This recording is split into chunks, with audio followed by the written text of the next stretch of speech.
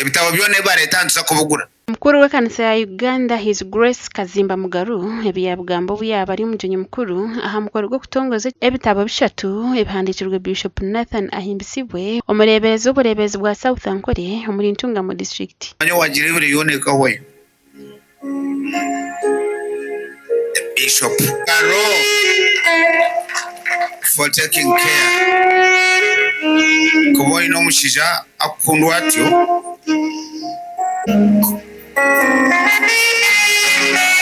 Ebitabo bitongozibwe harimu Sifa, Fama n'ekya Power of Aim byona bihandikirwe omuleberezi Ahimbisibwe kandi nibyegyesa okwejumbira obuhingi n'oburiisa. Because there is a lot of rich stuff which calls for theological exegesis and analysis, and we can see how we can benefit even more from it because it's so rich. You are talking about theological arguments and advice and jargonings which may need some critical eye from this side. But I have been impressed. So thank you so much. As a son of a clergy, definitely you had the reasons not to join the theological college.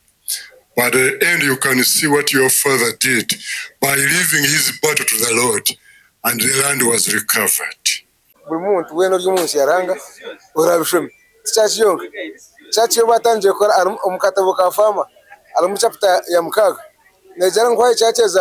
When they have big runs.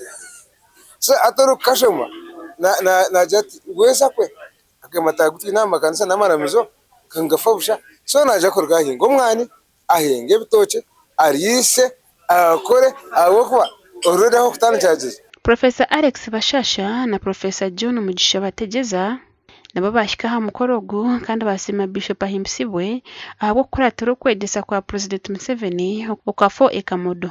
And I will leverage the live example of Bishop Nathan Ahimbisibwe and his farming activities in South Ankole Diocese. Your Grace, my Lord the Bishop and Mama, ladies and gentlemen, where some people have drawn a line between the sanctuary and the field, call it the farm, Bishop Nathan Ahimbisibwe's life and ministry in South Ankole make a strong case for erasing that line. His model shows how committed faith, when married to discipline, stewardship, and modern agribusiness practice, and I will be referring to it as agri-evangelism, becomes a powerful engine for personal dignity, congregational growth and well-being, and community transformation. When we were in the secondary schools and whatnot, we used to read books written by Nigerians, like Things Fall Apart, No Longer Tease. So you would be inspired to say, what things have fallen apart? Or what is no longer is? So you get something that is inspiring. The first book I read, ekitabo ky'abantu okushoma abanyantungamo na shema.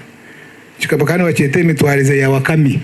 Nabwema Bishop Nathan Ahimbisibwe yagamba habitabe byahandikire kandi ari n'amasomo byije kwera abantu okutekatekera hare hamwe no kubingoboro.